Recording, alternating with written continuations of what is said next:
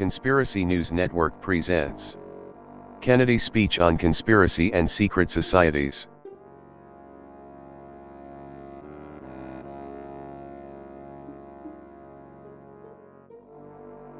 Listen to this incredible audio recording of a speech made by j.f.k. before the American Newspaper Publishers Association, where he warns the press about the secret societies that are the real power in global affairs.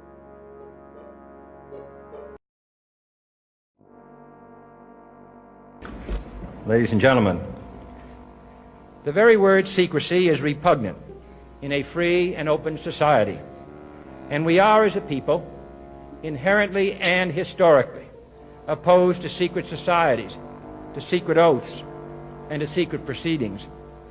We decided long ago that the dangers of excessive and unwarranted concealment of pertinent facts far outweighed the dangers which are cited to justify it. Even today, there is little value in opposing the threat of a closed society by imitating its arbitrary restrictions.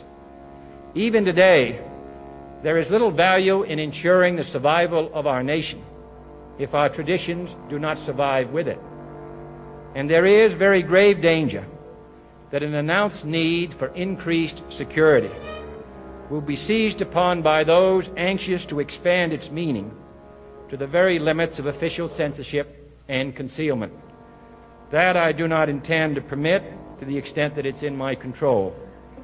And no official of my administration, whether his rank is high or low, civilian or military, should interpret my words here tonight as an excuse to censor the news, to stifle dissent, to cover up our mistakes, or to withhold from the press and the public the facts they deserve to know.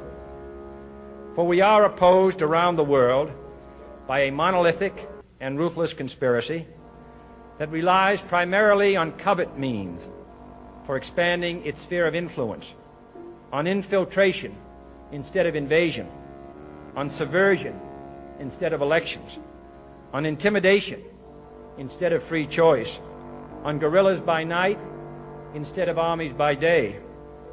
It is a system which has conscripted vast human and material resources into the building of a tightly knit, highly efficient machine that combines military, diplomatic, intelligence, economic, scientific, and political operations. Its preparations are concealed, not published. Its mistakes are buried, not headlined. Its dissenters are silenced, not praised. No expenditure is questioned, no rumor is printed, no secret is revealed. No president should fear public scrutiny of his program, for from that scrutiny comes understanding, and from that understanding comes support or opposition, and both are necessary. I am not asking your newspapers to support an administration, but I am asking your help in the tremendous task of informing and alerting the American people. For I have complete confidence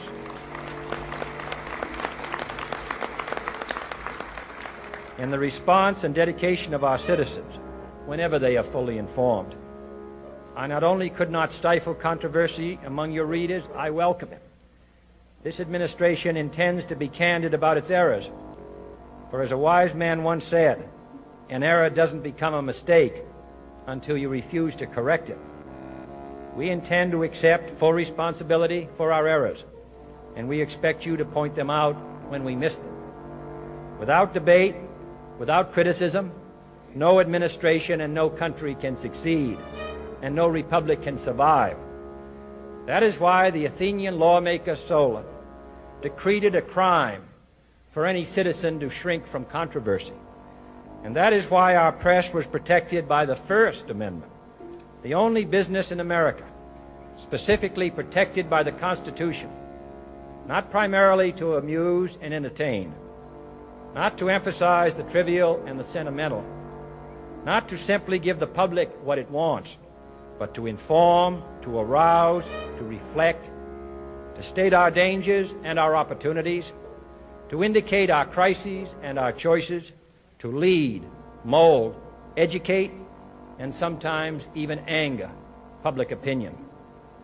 This means greater coverage and analysis of international news, for it is no longer far away and foreign, but close at hand and local. It means greater attention to improved understanding of the news, as well as improved transmission. And it means, finally, that government at all levels must meet its obligation to provide you with the fullest possible information outside the narrowest limits of national security. And so it is to the printing press, to the recorder of man's deeds, the keeper of his conscience, the courier of his news, that we look for strength and assistance, confident that with your help, man will be what he was born to be, free and independent.